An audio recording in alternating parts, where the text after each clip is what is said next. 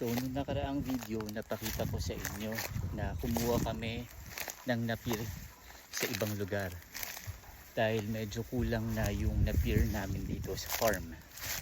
Papakita ko sa inyo ngayon itong napiran namin. Ayan, nalalaglag pa ako, diba? Itong napiran natin at unti-unti na silang sumisibol ngayon.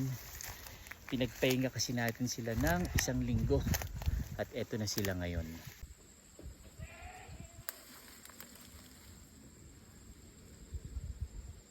Noong hindi nakukuhaan itong napir farm ay medyo pangit yung pagkakatubo ng napir grass. Halos buhol-buhol sila.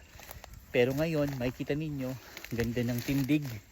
Nakatayo lang kasi yung iba dati, nakabaluktot, nakahiga na. Hindi na natin malaman yung dulo.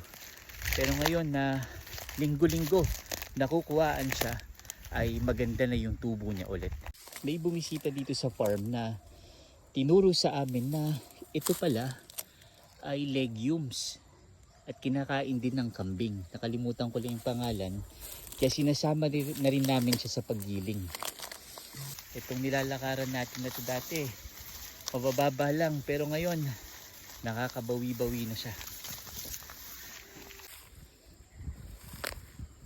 Sa mga nagtatanong kung paano magtanim ng napir, tutusok mo lang yung napir, pero gagawa tayo ng bukod na video tungkol doon sa pagtatanim ng napir para mas maintindihan ninyo mga kakambing.